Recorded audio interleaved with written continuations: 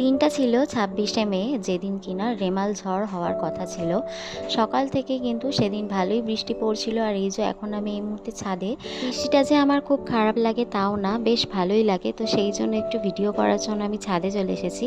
আর এইটা হচ্ছে আমাদের আম গাছ। আর ভিডিও করার নাম করে উঠে আমি নিজেও একটু ভিজে নিয়েছি, কারণ বেশ ভিজতে আমার ভালোই লাগে। তবে এখনই কিন্তু বৃষ্টির সাথে সাথে হালকা ঝোড়ো হাওয়া দিচ্ছে। তবে এই হাওয়াটা কিন্তু বেশ ভালোই লাগছে, কারণ কদিন আগে অবধি যা প্রচণ্ড পরিমাণে গরম ছিল, এই বৃষ্টিটা একটুখানি দরকার ছিল, আর সাথে একটুখানি হাওয়াটাও দরকার ছিল।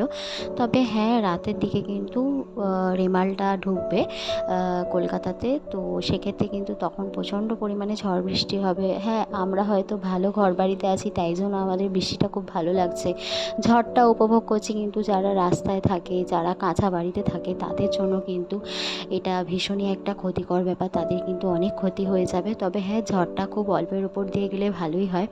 এর আগে যে ঝড়টা এসেছিল আমফান ঝড়, সেটা কিন্তু প্রচণ্ড পরিমাণে হয়েছিল।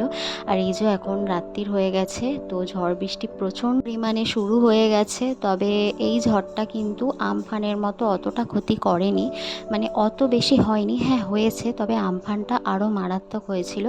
তবে যাই হোক, একদিকে ভালো, রেমাল ঝড়টা কিন্তু মোটামুটি হালকার উপর দিয়েই গেছে। তো এটা এখন রাতের ভিডিও।